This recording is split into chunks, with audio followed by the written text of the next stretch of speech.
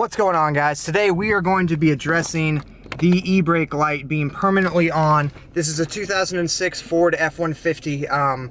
The e-brake light stays on no matter what, constantly 24/7. If the truck is running, the e-brake light is on whether or not the e-brake is actually engaged.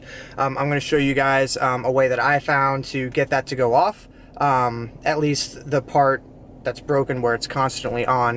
The e-brake light will still turn on when you push the e-brake in with this fix that I'm going to show you guys here. So the first thing that we're going to have to do is we're going to have to access back here. So we're going to need to take this part off.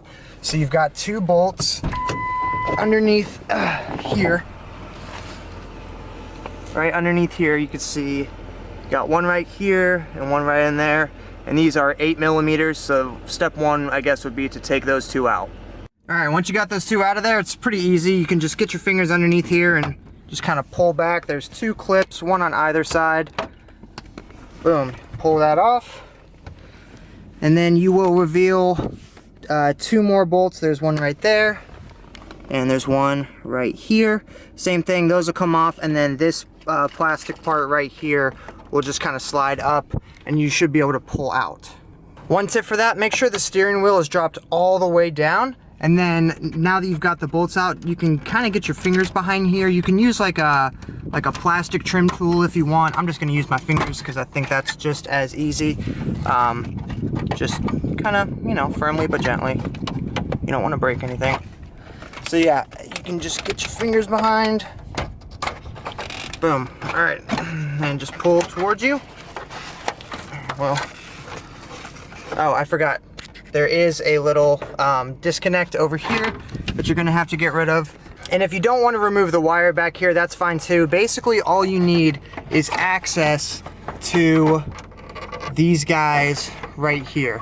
So, I don't know why, but I was talking to a guy on an F150 forum, and he told me that basically there's like some issues, I guess, at like the factory or something like that. Basically, these wires right here that are behind like your cluster gauges and whatnot affect your e-brake light turning on. So as you can see, the light is actually off now. Now, I wish it would have stayed on long enough for me to show you guys, but once you get this guy off right here, you'll be able to kind of rock this little cluster gauge thing back and forth, and the light will literally turn off. So like, I'll show you guys that it's still working. See, I'll punch the e-brake right now, punch the e-brake, and now the light is turned on. I'll do the release for it, and now the light is off. So if you guys are looking for like a super technical way for me to break down why this works, you're kind of in the wrong place for this. I'm just the messenger for this part. But yeah, that is the easiest way that I found to get rid of your e-brake light being on all the time when it's not supposed to be on. As you guys can see, it's not on. I'll push the e-brake on, so it turns on. I'll pull the release. So we're not actually messing with the wiring of the vehicle. We're not like, you know, making it unsafe at all. This is just a way for you to basically correct a problem that otherwise, if you like took it in somewhere, could cost you a lot of money. They might diagnose it wrong. I've never actually seen another YouTube video where like this is how you fix it. So hopefully this was helpful to you guys. Hopefully it can save you guys some money. I've had a lot of you subscribers actually hitting me up being like, you know, hey, like your e-brake light is on all the time, why is that? Or they're saying that, you know, mine is the same way. So hopefully this helps you guys out, and we'll catch you on the next video. And just to show you guys one more time that I'm not messing with anything I shouldn't be messing with, the light is clearly not on. We will engage the e-brake,